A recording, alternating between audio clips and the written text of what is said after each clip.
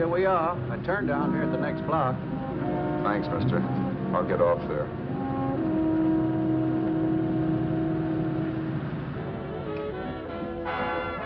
Want anything else? No. Hey, you. Me? Yeah, you. Where you heading? East. Too bad. I thought if you was heading north, I might be able to help you out.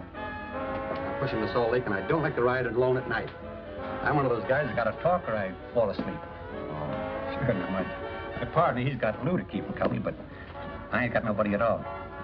Where you coming from? West. Yeah, sure, I know, but where, L.A.? Maybe. Got a cousin out in L.A. You don't say. Yeah, he's been out.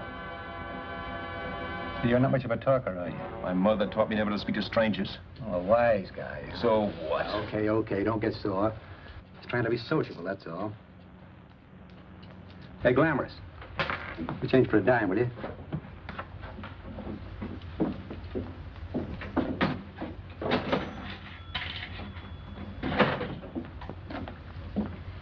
Let's have something quieter this time, Joe. My head's splitting. Is that what's wrong with it? Done with your coffee? No. And don't rush me, will you?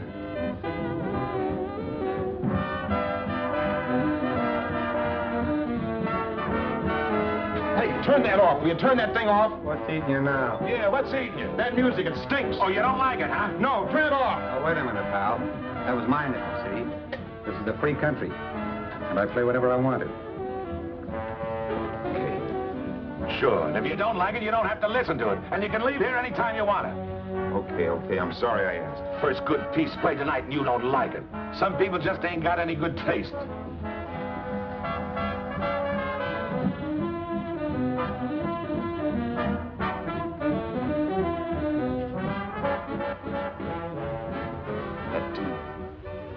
That tune. Why was there always that rotten tune? Following me around, beating in my head, never letting up. Did you ever want to forget anything? Did you ever want to cut away a piece of your memory or blot it out? You can't, you know. No matter how hard you try. You can change the scenery. But sooner or later, you'll get a whiff of perfume or somebody will say a certain phrase or maybe hum something. Then you're licked again. I can't believe that you're in love with me. I used to love that song once. So did the customers back in the old Break of Dawn club in New York. I can't remember a night when I didn't get at least 3 requests for it. Sue, she was always selling it too. Those were the days.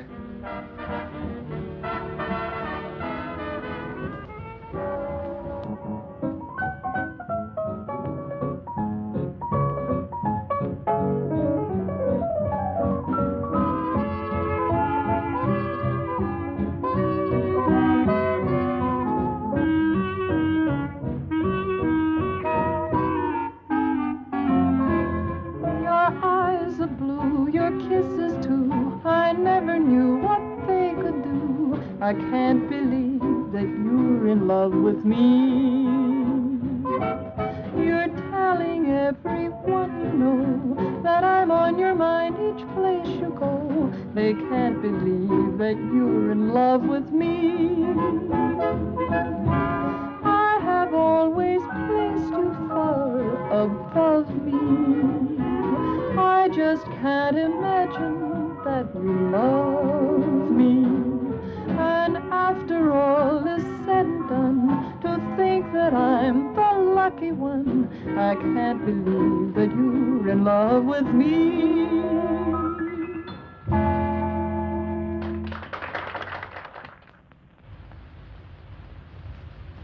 It wasn't much of a club, really.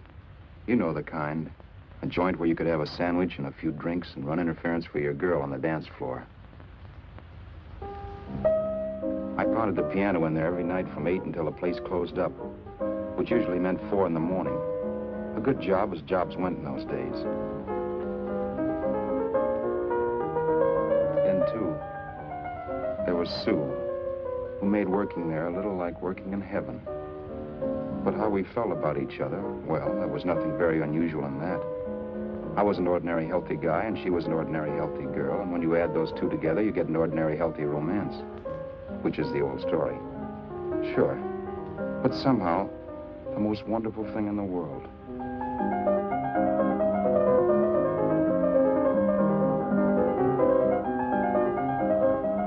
All in all, I was a pretty lucky guy.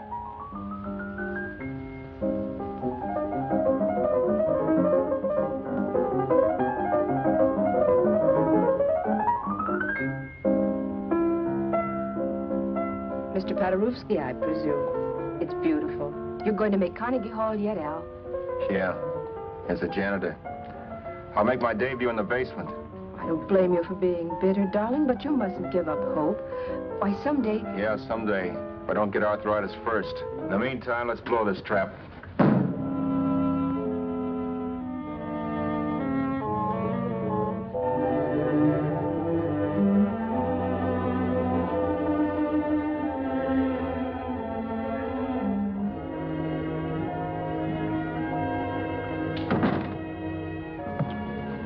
Like to get something to eat, hon? Oh, I don't think so, Al. I lose my appetite working in this flea bag. Let's go home. Okay. I can't stand much more of that dump. Did you see that drunk tonight trying to paw me? No, what drunk? Does it matter what drunk? Say, what's the matter with you tonight, darling? That's the third time you started to tell me something and then stopped. We shouldn't have any secrets from each other, Sue. Next week we're going to make with the ring and the license. You and me will be a team. Yes, that's right. In the Bush League. I don't get you. We've been struck out. It's a funny way to talk, darling. Don't you want to marry me? Al, look, I love you. You know I do, and I want to marry you. But not now. Only after we've made good. Sunday I'm going away. Oh, I know you'll think it's silly. That's why I hesitated to tell you. But I'm going to California. I want to try my luck in Hollywood. That's the most stupid thing I ever heard of. Don't you know millions of people go out there every year and wind up polishing cuspidors? I thought you had better sense. You sound as if you don't think I have any talent. That has nothing to do with it. I'll make out all right. Maybe. But what about me? Doesn't it mean anything to you that you're busting up all our plans? We may not see each other for years. It won't be that long. I thought you loved me. I do. You know I do. Well, here we are. Al, why can't you see my side of it? I'm young. We both are, and we've got all the time in the world to settle down. Oh, really, darling, what I'm doing is the only sane thing to do. I hate the thought of being so far away from you, but we'll be together again someday. Maybe you'll decide to come out too later on. So long. Al, aren't you going to kiss me goodnight? Sure. Why not? Good night.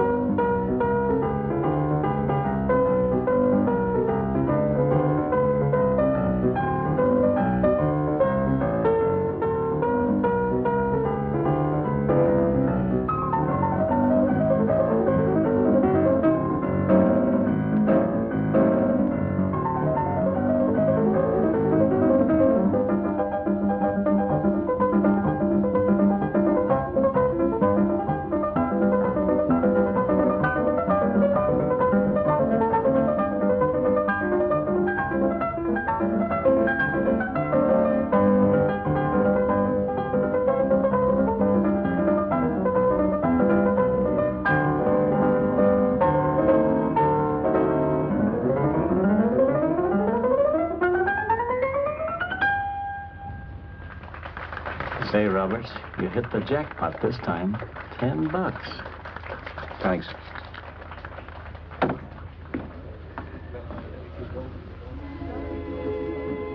So when this drunk handed me a 10 spot after a request, I couldn't get very excited. What was it, I asked myself? A piece of paper crawling with germs. Couldn't buy anything I wanted. It couldn't... Then I thought of something.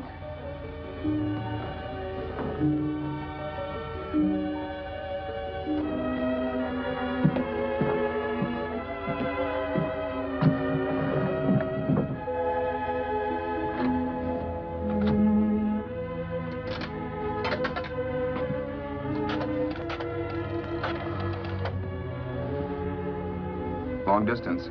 I'd like to put a call through to Los Angeles. Miss Harvey. Sue Harvey, Harvey. The number is Crestview 65723.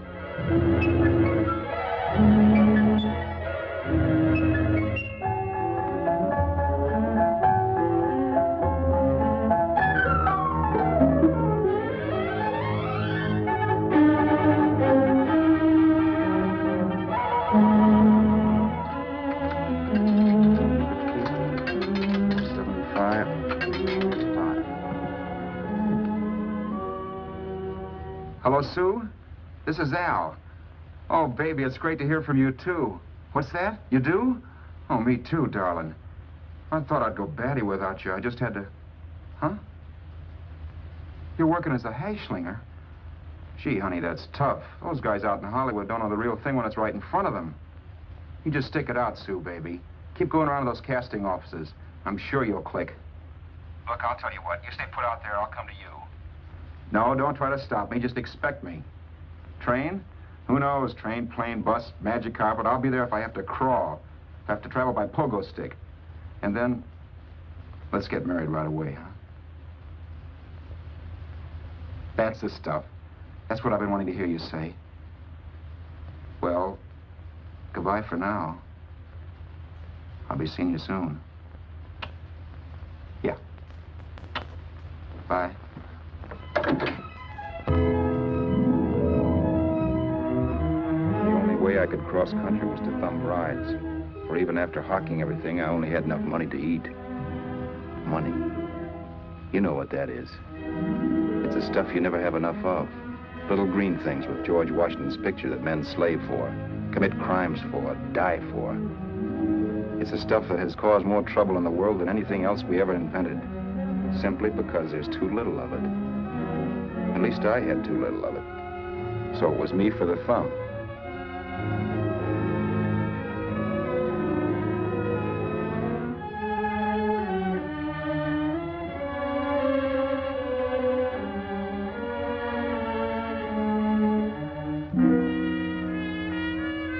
Ever done any hitchhiking? It's not much fun, believe me. Oh, yeah, I know all about how it's an education, how you get to meet a lot of people and all that. But me, from now on, I'll take my education in college, or in PS 62, where I'll send $1.98 in stamps for 10 easy lessons.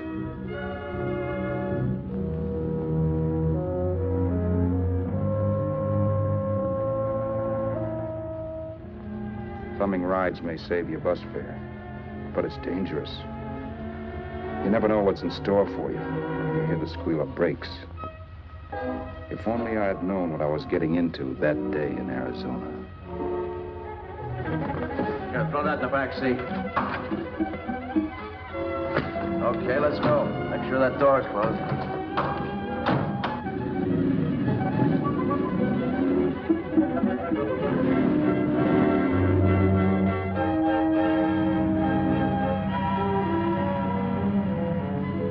You know, Emily Post ought to write a book of rules for guys thumbing rides. Because as it is now, you never know what's right and what's wrong. We rode along for a little while, neither one of us saying anything. I was glad of that. I never know what to say to strange people driving cars. Then, too, you can never tell if a guy wants to talk. A lot of rides have been cut short because of a big mouth. So I kept my mouth shut until he started opening up. Hand me that little box in the compartment, will you, pal? Hold the wheel, will you?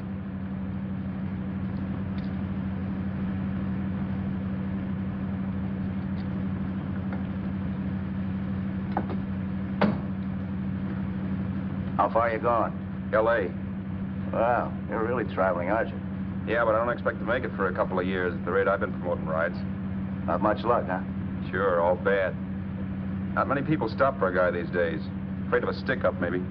They can't blame him. Where you coming from? New York? Well, New York. You're in luck this time. I'm going all the way. Right through to Los Angeles. You drive a car? Sure. Whenever you're tired, let me know. I'll holler. I guess at least an hour passed before I noticed those deep scratches in his right hand. They were wicked. 3 puffy red lines about 1/4 of an inch apart. He must have seen me looking at them because he said, Beauties, aren't they? They're gonna be scars someday. What an animal. whatever it was, it must have been pretty big and vicious to have done that. Right on both counts, New York. I was tussling with the most dangerous animal in the world. A woman. She must have been Tarzan's mate. Looks like you lost the bout. Certainly wasn't a draw. You know, there ought to be a law against dames with claws. Yeah. I tossed her out of the car in her ear. Was I wrong? Give a lift to a tomato, you expect it to be nice, don't you? Yeah. After all, what kind of dame some rides? Sunday school teachers? Yeah. A little witch. She must have thought she was riding with some fall guy. And me, who's been booking horses around racetracks since I was 20. I've known a million dames like her. 2 million. Yeah. Stopped the car, opened the door. Take it on the Arthur Duffy sister, I told her. That's the stuff. As that was done, huh? But if you want to see a real scar, brother, get a load of this. Wow. I got that one dueling. Dueling? Yeah, we're just kidding, of course. My dad owned a couple of Franco-Prussian sabers. Kept them on the wall for decorations. Well, one day, the kid and I took them down when the old man wasn't around. Had a duel. He got me in the arm here. Pretty mean cut. Infection set in later. Yeah, I can see that. Now, give me that box again, will you? Yeah.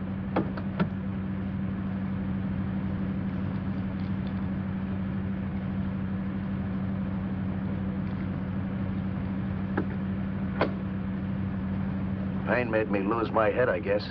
I began slashing. Before I knew it, I put the other kid's eye out. That was tough. Well, it was just an accident, of course. Do you know how kids are? I got scared and decided I was going to run away from home. Old man almost caught me when I was packing my duds. The bloody rag I had wrapped around my wrist hadn't caught his attention. You've seen the bundle for sure. But I beat it when he was phoning for a doctor. That was 15, 16 years ago. I haven't been home since. Pull in there for a bite or something, huh? A bite us. Brother, was I hungry. I hadn't had anything in my stomach for hours. Yet even with that gnawing in the pit of my belly, I didn't want to be in too big a rush to put on the feed bag. First, I had to make sure this guy knew the score. If I got him down on me, I'd buy a ticket to Hollywood. I'll wait out here for you, mister. Well, there's the money. Don't worry about paying for it. This time it's on me. Well, that's what... Pascal, think nothing of it. You make your first million, maybe you can do the same for me. Come on, New York. I gotta make the West Coast by Wednesday. There's a horse running in Santa Anita named Paradiesical. Means door to me if I'm on him. We'll make it all right. He did most of the talking during the half hour we were in the place. I ate. He rambled on about his old man, whom we hadn't heard from since he ran away as a kid. And how he happened to become a bookie. And then all about how he got rooked in Miami. One race, 38 grand. They cleaned out my book. How do you like that? That was tough luck. Yeah, and I'm supposed to be the smart guy.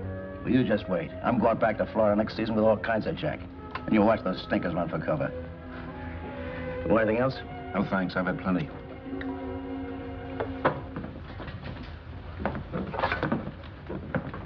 That check there, sister? Oh, just a minute. Your change, sir. Keep it, sister. Oh, thank you, sir. Call again. I'll be waiting outside for you when you finish work. Sharp check, huh?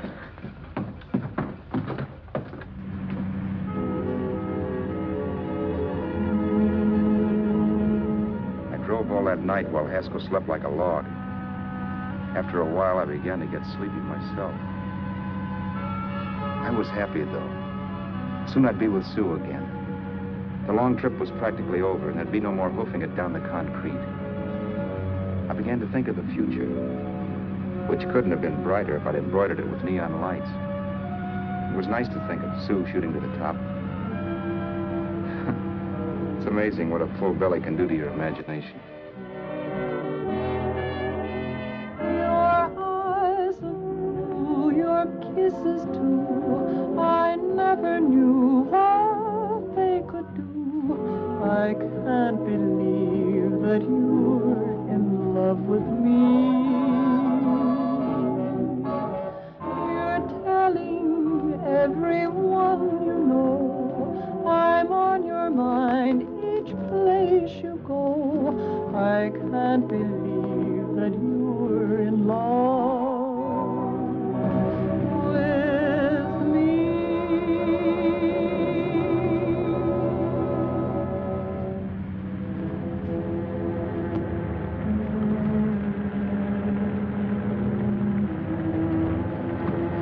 Mr. Haskell?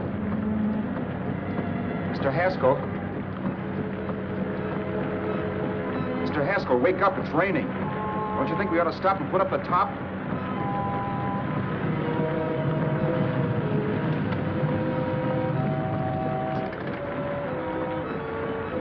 Mr. Haskell, I'm going to put up the top.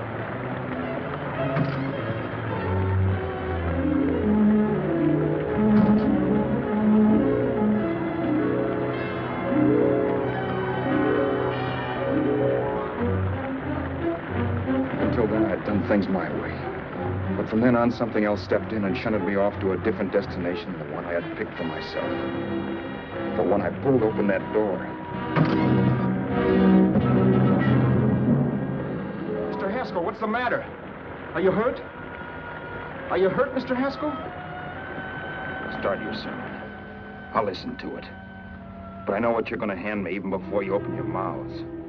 You're going to tell me you don't believe my story of how Haskell died and give me that don't make me laugh expression on your smug faces.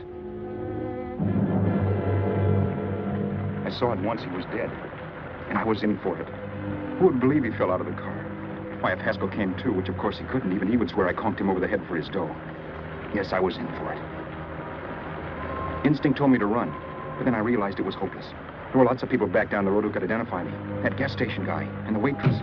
I would be in a worse spot then, trying to explain why I beat it. The next possibility was to sit tight and tell the truth when the cops came. But that would be crazy. They'd laugh at the truth. I'm not having my head in the noose. So what else was there to do but hide the body and get away in the car? I couldn't leave the car there with him in the gully. That would be like erecting a tombstone.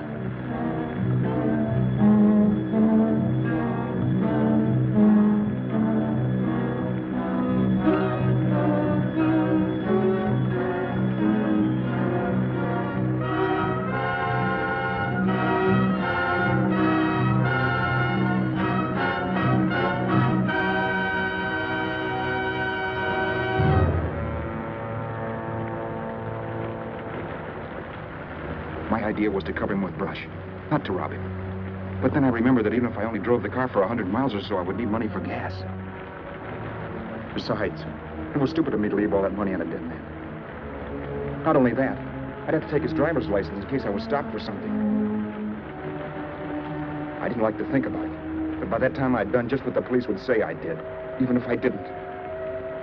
My clothes. The owner of such an expensive car would never be wearing them. Some cop might pull me in on suspicion.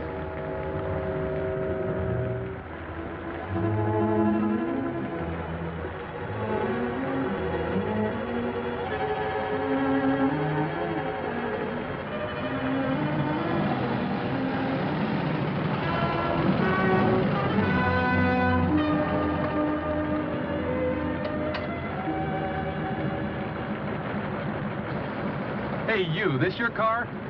Don't you know better than to leave a car with the wheels halfway in the middle of the road? That's the way accidents happen.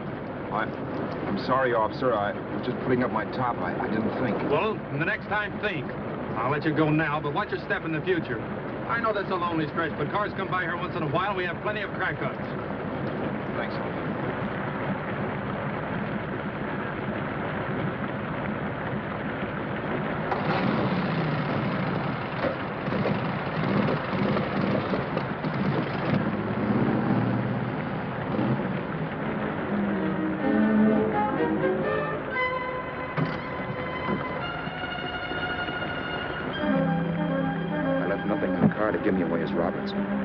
If they found a dead man in the gully now, it would be me.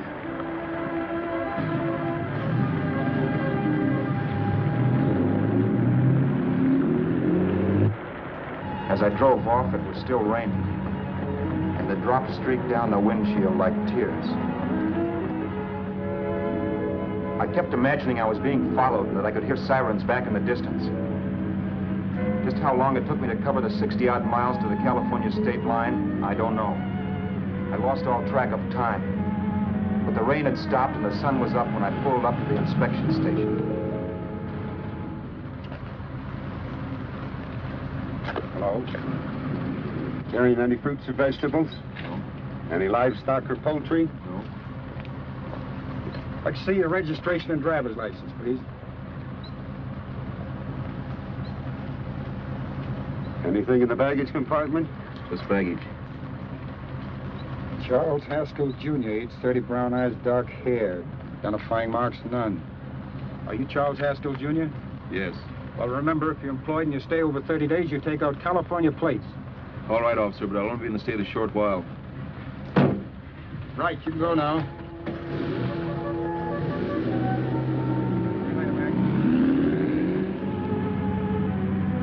I couldn't drive any farther without some sleep. Cops or no cops, I knew I had to hit the hay and hit it hard.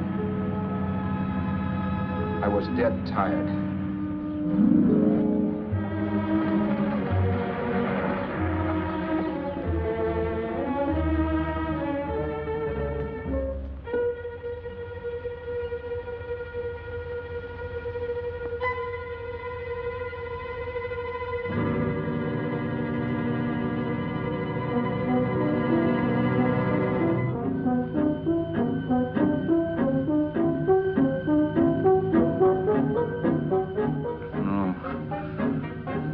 Mr. Haskell. No.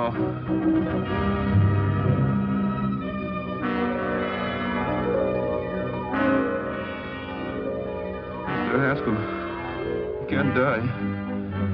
I think I did it. No, Mr. Haskell. No. No.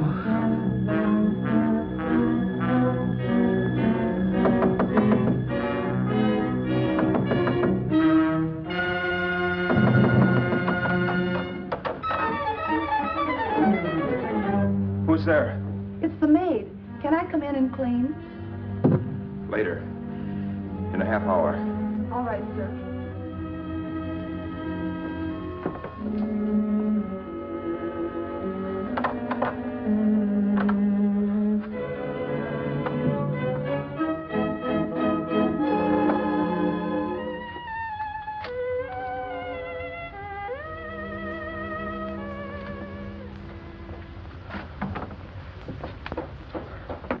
There was no time to lose. Every minute I had to be Charles Haskell was dangerous. And I'd have to be Charles Haskell until I got to some city where I could leave the car and be swallowed up.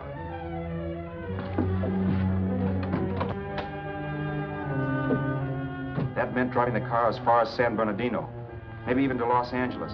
In a little town, I might be noticed, but in a city, I should be safe enough. Then, after I ditched the car, I could go on to Sue. But those 5 minutes at the state line made me realize it might be a good idea to find out a little bit about Mr. Haskell. Then if anybody asked me questions, I could give the right answers. The first thing I found out was that I had $768. This was a lot of jack, but believe me, it was the kind of money I'd rather not have.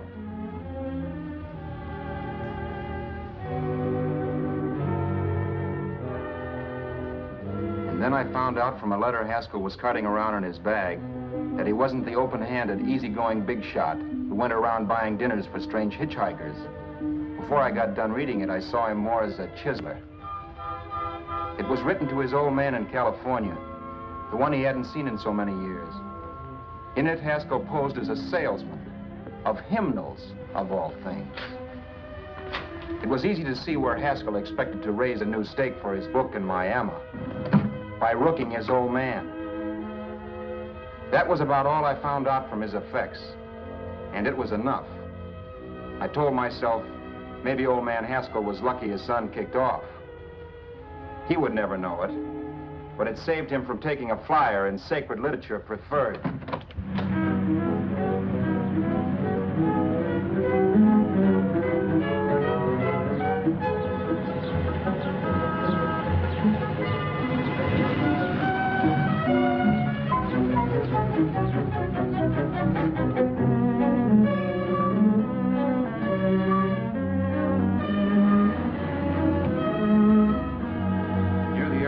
Desert Center, I pulled up for water. There was a woman. Hey, you! Come on if you want to ride.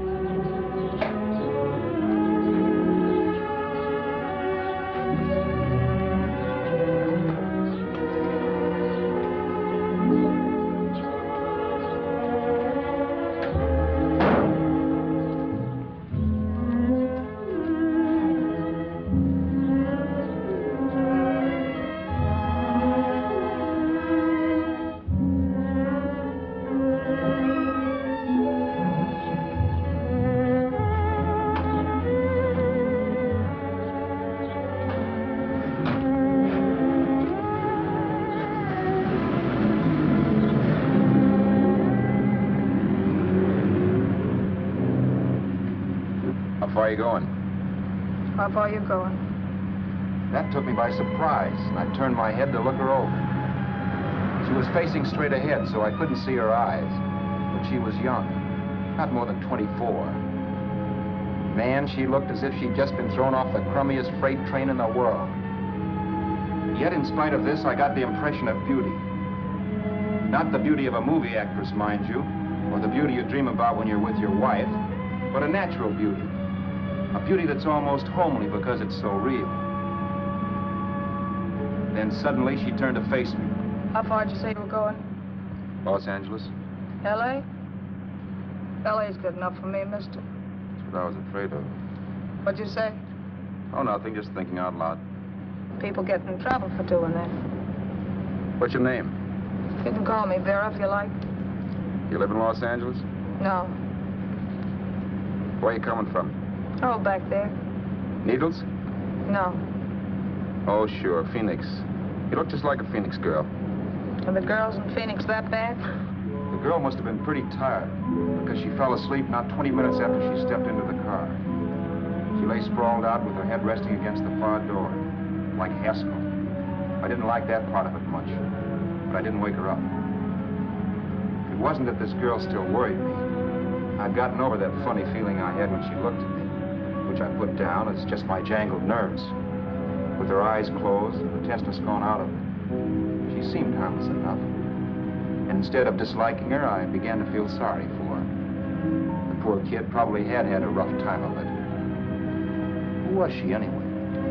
And why was she going to Los Angeles? And where'd she come from in the first place?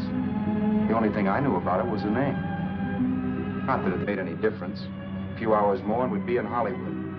I'd forget where I parked the car and look up Sue. This nightmare of being a dead man would be over. Who this dame was, well, it was no business of mine. Where did you leave his body? Where did you leave the owner of this car? You're not fooling anyone. This buggy belongs to a guy named Haskell. That's not you, mister. You're out of your mind. That's my name, Charles Haskell. I can prove it. It's my driver's Save license. yourself the trouble, mister. Having Haskell's wallet only makes it worse. It just so happens I rode with Charlie Haskell all the way from Louisiana. He picked me up outside of Shreveport. You rode? You heard me. Then it all came back to me. All the talk about dueling and scars and scratches. There was no doubt about it. Vera must be the woman Haskell had mentioned. She must have passed me while I slept. Well, I'm waiting. My goose was cooked. She had me.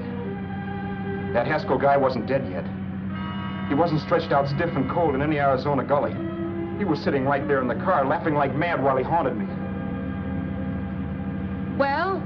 There was nothing I could say. It was her move. Vera, whatever her name was just my luck picking her up on the road. It couldn't have been Helen, or Mary, or Evelyn, or Ruth.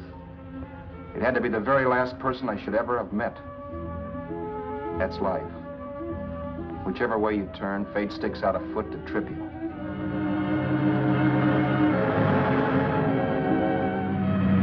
I told her everything, but she didn't believe my story. I should have saved my breath. That's the greatest cock and bull story I ever heard. So he fell out of his car. Say, who do you think you're talking to, a hick? Listen, mister, I've been around, and I know a wrong guy when I see one. What'd you do, kiss him with a wrench? Now, wait a minute. What I told you was true. You see, that's why I had to do it. You think I killed him? Well, the cops would have thought so, too. Yeah, well, maybe they still think so. What makes you so sure I'll shut up about this? Sure, I'm innocent. Give me a break, will you? It won't do me any good having you pinched. The cops are no friends of mine. Now, if there was a reward, but there isn't. Thanks. Don't thank me yet. I'm not through with you by a long shot. Let's see that roll.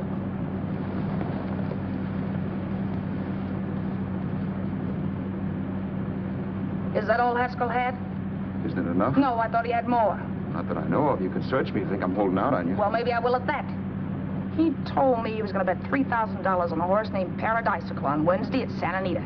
He was stringing you along. He meant 300. Maybe. Sure, $3, 300. He was a piece of cheese, a big blowhard. Listen, mister, don't try and tell me anything about Charlie Haskell. Remember, I knew him better than you did. Okay, then you knew he was a four-flusher. That explains the $3,000 bet. I'm not so sure he didn't have that $3,000. Why should I believe you? You got all the earmarks of a cheap crook. Now, wait a minute. Shut up. You're a cheap crook and you killed him. For 2 cents, I'd change my mind and turn you in. I don't like you.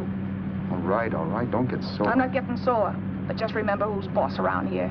If you shut up and don't give me any arguments, you'll have nothing to worry about. But if you act wise, well, mister, you'll pop into jail so fast it'll give you the bends. I'm not arguing. Well, see that you don't. You know, as crooked as you look, I'd hate to see a fella as young as you wind up sniffing that perfume that Arizona hands out free to murderers. I'm not a murderer. Of course you're not. Haskell knocked his own head off. He fell, that's how it happened, just like I told you. Sure, and then he made you a present of his belongings. I explained why I had to do that. Doesn't make a difference one way or another. I'm not a mourner. I liked Haskell even less than I liked you. Yeah, I saw what you did to him. What do you mean? Those scratches on his wrist. Sure, I scratched him. Oh, so you did. So your idea was to drive the car a little way, maybe into San Bernardino, and then leave it. You weren't going to sell it? Sell it? You think I'm crazy? Somebody else's car? See, all I want to do is leave it somewhere and forget I ever saw it. Not only don't you have any scruples, you don't have any brains. I don't get you. Maybe it's a good thing you met me. You'd have got yourself caught, sure. Why, you dope. Don't you know a deserted automobile always rates an investigation? Huh? Look, the cops find a car. Then they get curious. They wonder where the owner is. So, all right, they don't trace Haskell. They trace you. I never thought of that. The only safe way to get rid of the car is to sell it to a dealer. Get it registered under a new name. Say, stop at the next store. I want to get a bottle and do some shopping before we hit L.A. Okay. As soon as we find a place, I'll drop you off and pick you up later. Nothing doing. You're coming in, too. From now on, you and I are like the Siamese twins.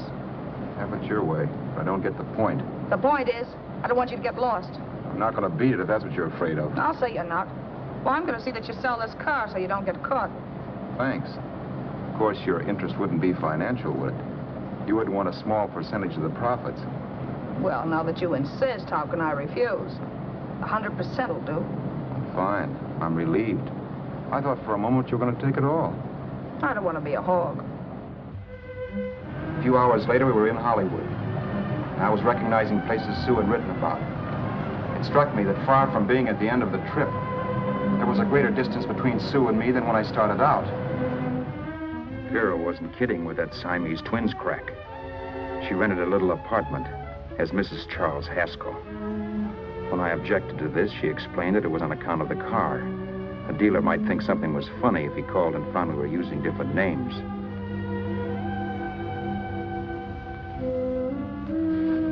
Home, sweet home. Yeah. Not bad, either.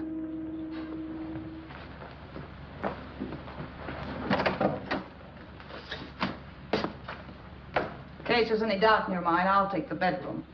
Yeah. Sure is stuffy in here.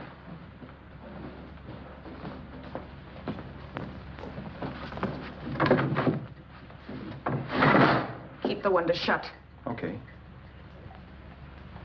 The old crow downstairs said there's a folding bed behind this door.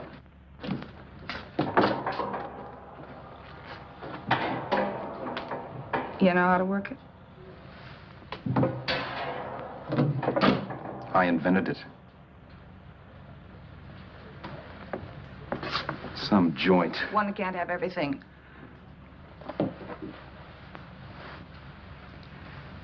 I'm first in the bathtub. I don't know why, but I figured you would be.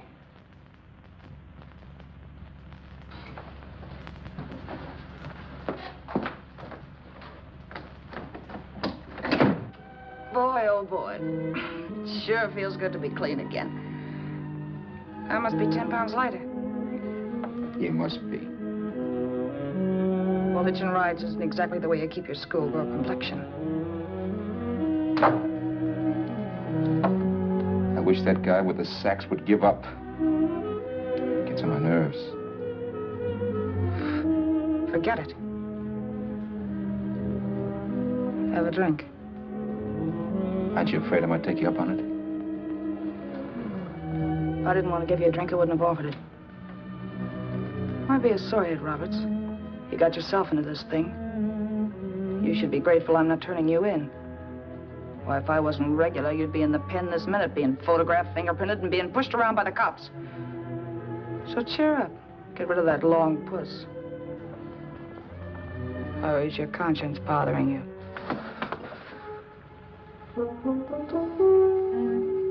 No. It isn't. Swell. That's the spirit.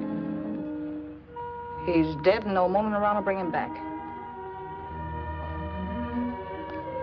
Anyway, I never could understand this worrying about something that's over and done with. Now look, Vera, for the last time I didn't kill him. Haskell was a sick man. Maybe he was dead before he fell out of the car. I don't know. Sure. He died of old age. All right. So if it'll make you sociable, you didn't kill him.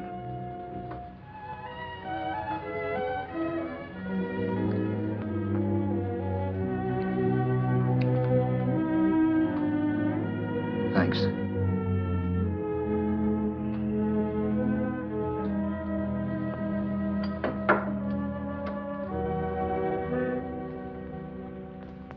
We're out of liquor, Roberts.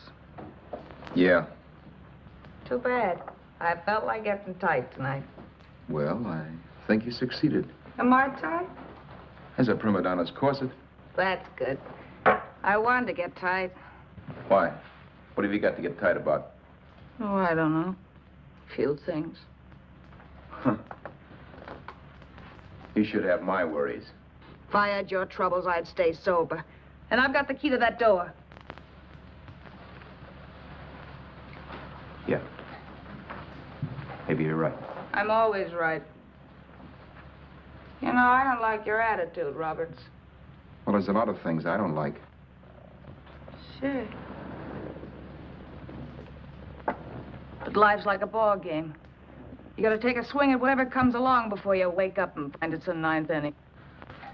You read that somewhere. That's the truth, Roberts. All you do is bellyache. Taking it easy and, well, trying to make the best of things. But maybe that's what's wrong with the whole world. Get the professor.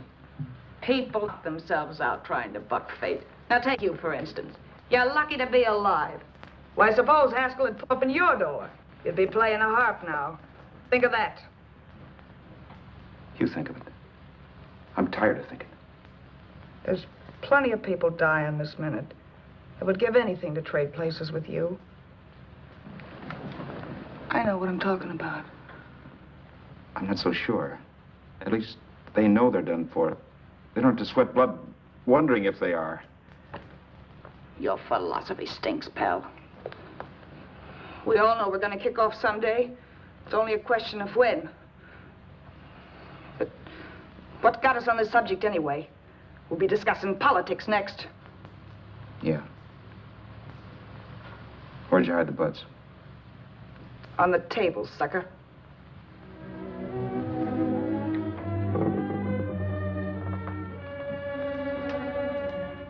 We bored each other with conversation for a couple of hours longer. Every 5 minutes, one of us was wishing we had another bottle or a radio or something to read. Then finally, we ran out of chatter. I know it's only 11 o'clock, but I want to get up early and make the rounds of the used car lots. No hurry about that. We've got all the time in the world. Maybe you have, but if you think I want to stay cooped up in this place any longer than I have to, you're batty. It's not a bad place. Pay plenty for diggings like this in New York. I wouldn't like it if it was the Ritz.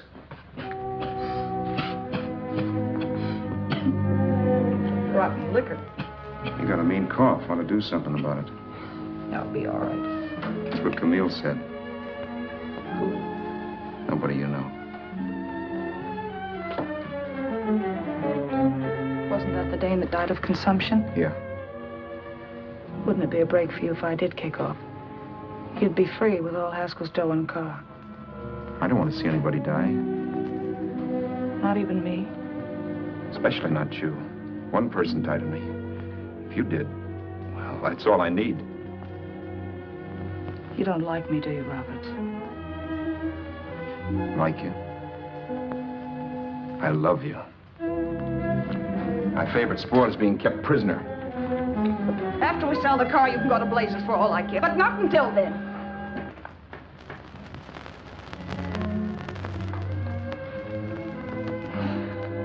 I'm going to bed.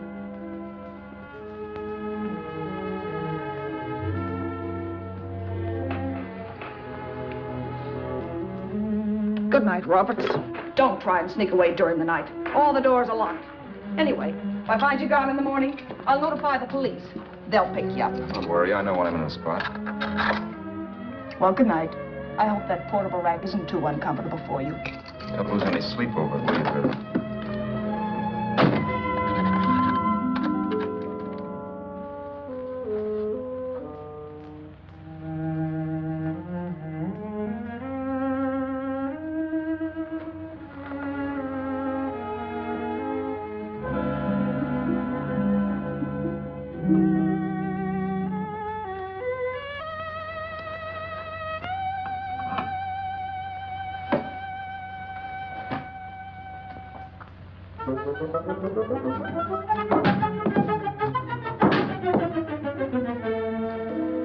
Crestview.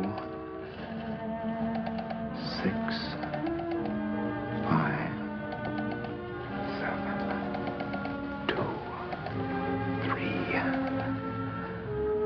Hello? Hello? Hello? Hello?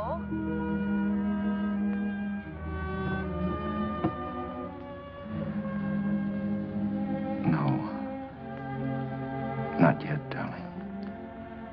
Tomorrow. Maybe. If this were fiction, I would fall in love with Vera, marry her, and make a respectable woman of her. Or else she'd make some supreme Class A sacrifice for me and die. Sue and I would bawl a little over her grave and make some crack about there's good in all of us. But Vera, unfortunately, was just as rotten in the morning as she'd been the night before. All right, I'm coming. Look, Vera, it's almost noon. So what? The dealers will be there all day? They'll be there all year, too, but it doesn't wait that long. Shut up. You make us like a husband. Well, do I rate a whistle? You sure do, but let's go. Let's go, let's go. I spent $85 in 2 hours preparing bait, and all you can say is let's go. Come on.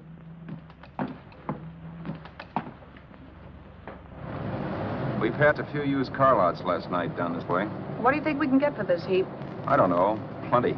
You let me handle everything. Think we can get $2,000? I don't know, but don't worry. I'll squeeze as much out of this guy as I can. If I let it go cheap without a fight, he might think we've stolen the car. And listen, don't make any slips and call me Roberts. That'll cook us. I don't need you to tell me that. You better just sit by and keep your mouth closed. Remember, we're both in the soup if anything happens. Forget it and drive. You're my wife, Vera Haskell. Look, after the deal's closed, let's go back to that place on Hollywood Boulevard where I saw the fur jacket. I want to buy it. After the deal's closed, I'm saying goodbye to you. That's right, I forgot. I guess I'm getting kind of used to you.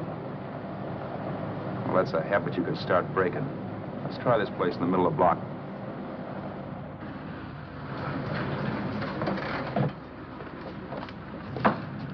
Good afternoon. What can I do for you?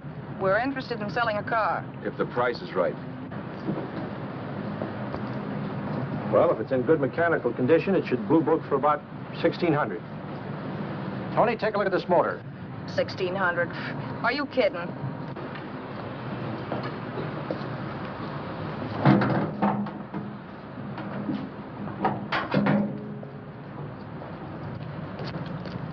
Well, maybe $18.50. Before I let it go for $18.50, I'll wreck it and collect the insurance first.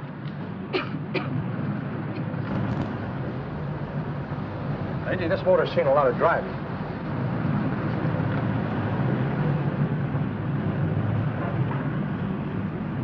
Well, the mechanic inspected the car. We haggled. At last, when we were all worn out, we hit a compromise. His price. Okay, it's a deal. All right, come in, we'll sign the papers. I have the ownership papers right here with me. Look, Vera, in the meantime, will you clean the dash compartment? There may be some stuff in it. All right, darling. $1,850. That dirty crook.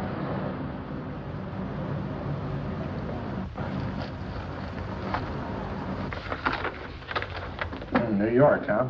Yeah. But you bought the car in Miami. Yeah. Well, now let's see about the insurance. We can either have it transferred or canceled. What kind of insurance do you have, Mr. Haskell? Well, aren't all the papers there? I don't see any. Surely you know what type of insurance you carry in the car. The name of the company? Yeah, but, Well, if you'll just tell me the name of the company, I'd be very glad to take care of all the details. well, Did you sign the papers yet? not yet. Well, don't. We're not selling the car. Well, wait a minute, Mrs. Haskell. Come on, darling. What's the matter? You change your mind? Yes, I'm sorry. I guess I have. But, Vera... Let's go.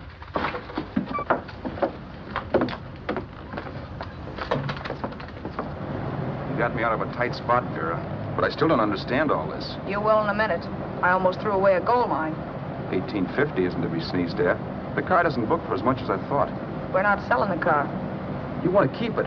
Now, wait a minute, Vera. You said yourself I wouldn't be safe until the car was in someone else's name. I'd like to be free of this mess when I go. That's just it, Roberts. You're not going. There's a drive in the next corner. Pull in there and we'll get a bite to eat. And I'll explain. What is this, another one of your brilliant ideas?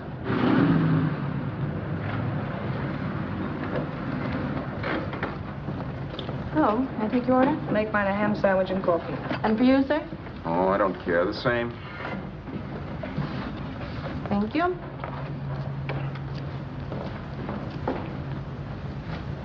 Get this, Vera. I've been pretty patient so far. I've done everything you asked me to do, but no more. Shut up. You've taken Haskell's money. You can have the dough we get from selling the car, but you're not going to keep me a prisoner. It's a good thing I bought the paper. Take a look at that. Vera, I'm in no mood. Read that.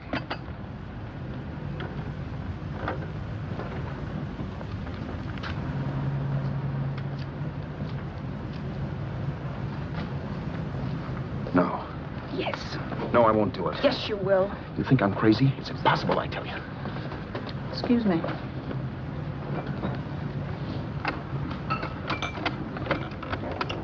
Blow the horn when you're through. No one could possibly get away with an act like that. It'd be wise to me in a minute. Don't be yellow. You look enough like him. The same coloring and the same build. See how his clothes fit you? No kidding, you almost had me fooled for a while. Oh, grow up, Vera. Don't you think a father knows his own son? And there must be other relatives. The father won't have to know you. We'll wait till he gives up the ghost. He's an old geezer and he won't pull through. And as far as other relatives are concerned, they haven't seen you in 15 or 20 years. Eat. I'm not hungry. And I won't do it. It's not as tough as it sounds. Remember, you've got all kinds of identification. His car, letters, license. I could never get away with it. It's the stupidest thing I've ever heard. The old boy has scads of dough. Look in the paper there. Personal fortune assessed at over $15 million. He'll leave plenty, I tell you. Maybe he cut off his son. How do we know? It's out, Vera. I won't have anything to do with it. I think you will. Look, Vera, I'll do anything within reason. But not that.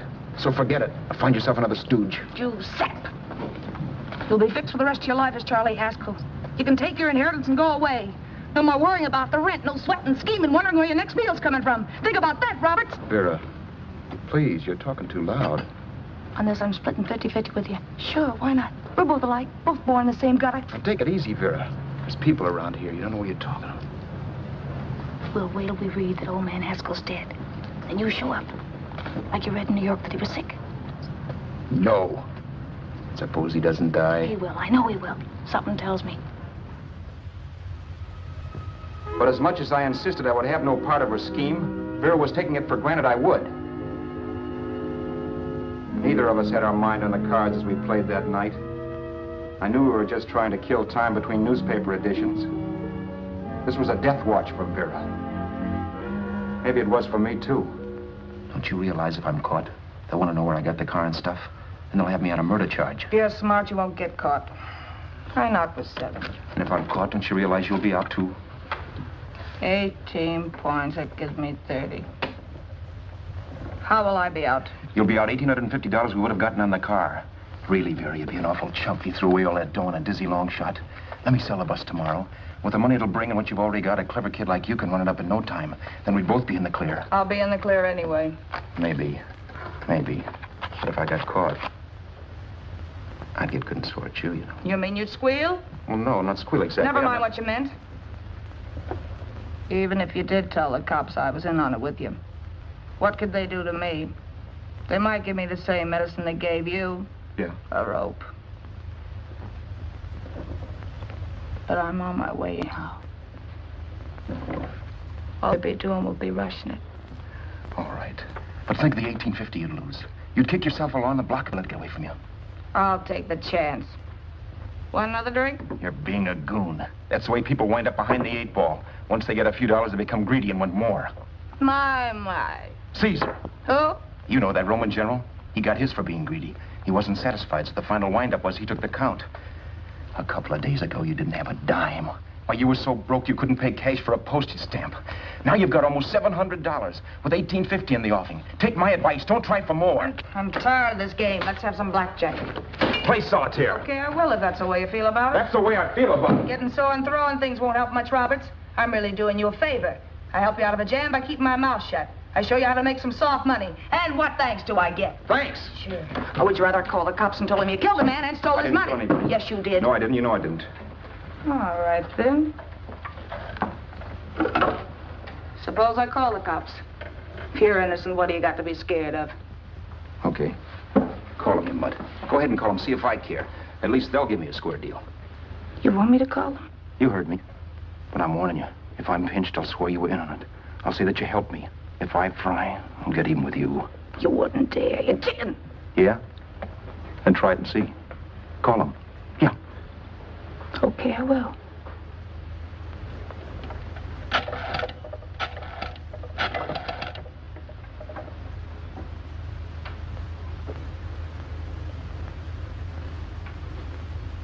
Information?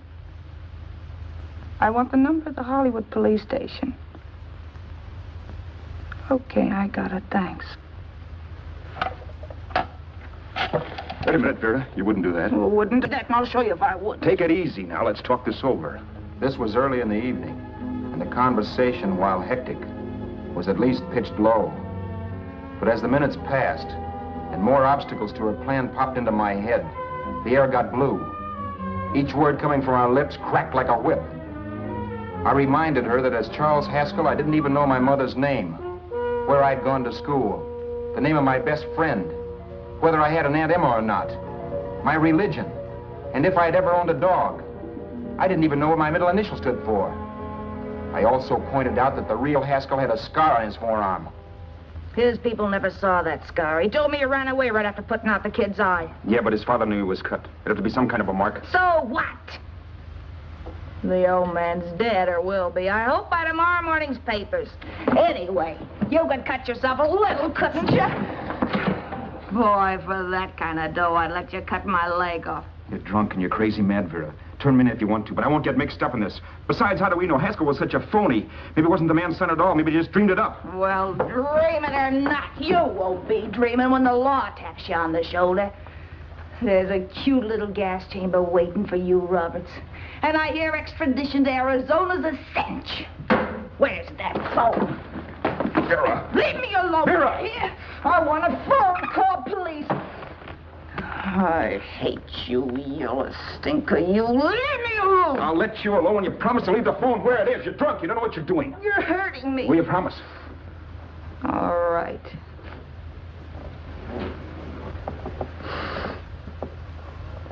You hurt me. I'm sorry, but... And it's hot in here. Open up a window. It's not hot. Don't tell me. Now, do you do it or do I do it? You're no gentleman, see? Yeah. All right. I'll open up the window.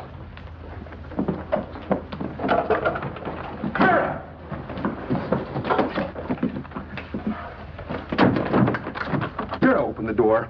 Please open the door. Vera, open the door. Don't use the phone. Listen to me. I don't like you, Roberts. You're no gentleman, see? You hurt my hand, and I'm going to get even with you. If you don't open the door, I'm going to kick it down, Vera. Vera, don't call the cops. Listen to me. I'll do anything you say. Vera, let me in. I'll break the phone.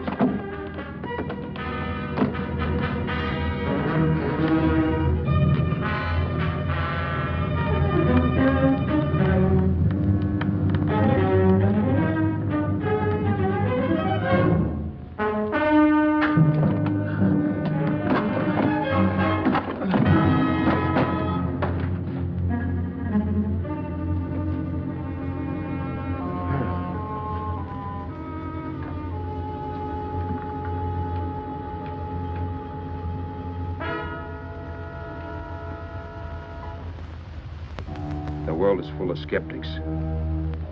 I know. I'm one myself. In the Haskell business, how many of you would believe he fell out of the car? And now, after killing Vera without really meaning to do it, how many of you would believe it wasn't premeditated? In a jury room, every last man of you would go down shouting that she had me over a barrel and my only out was force. The room was still. So quiet that for a while I wondered if I'd suddenly gone deaf. It was pure fear, of course. And I was hysterical, but without making a sound. Vera was dead, and I was her murderer. Murderer? What an awful word that is. But I'd become one. I better not get caught. What evidence there was around the place had to be destroyed. And from the looks of things, there was plenty. Looking around the room at things we'd bought was like looking into the faces of 100 people who'd seen us together and who remembered me. This was the kind of testimony I couldn't rub out. No. I could burn clothes and hide bottles for the next 5 years. There'd always be witnesses. The landlady, for one. She could identify me. The car dealer, the waitress in the drive-in, the girl in the dress shop, and that guy in the liquor store. They could all identify me. I was cooked. Done for. I had to get out of there. While one side remained beside a dead body, planning carefully how to avoid being accused of killing him, this time I couldn't. This time I was guilty. I knew it. Felt it. I was like a guy suffering from shock. Things were whirling around in my head. I couldn't make myself think right. All I could think of was the guy with the saxophone and what he was playing. It wasn't a love song anymore. It was a dirge.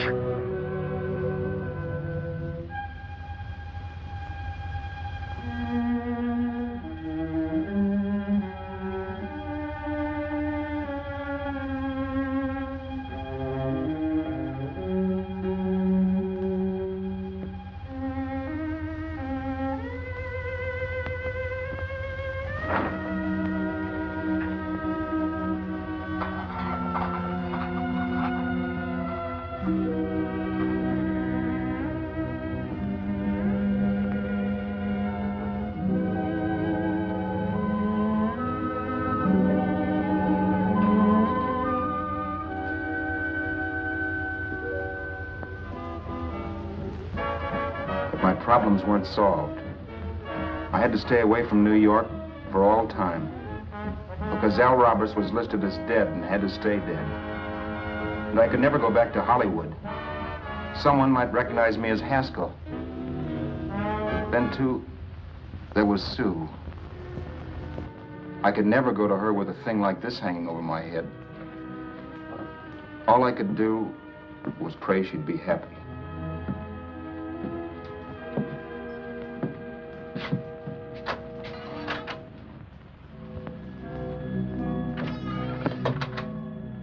I was in Bakersfield before I read that Vera's body was discovered, and that the police were looking for Haskell in connection with his wife's murder.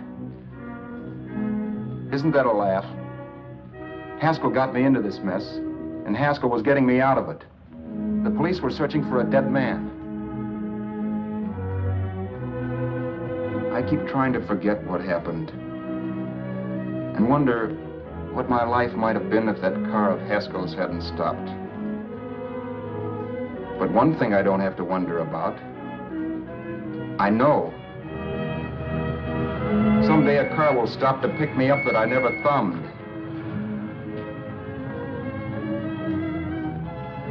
Yes. Fate, or some mysterious force, can put the finger on you or me for no good reason at all.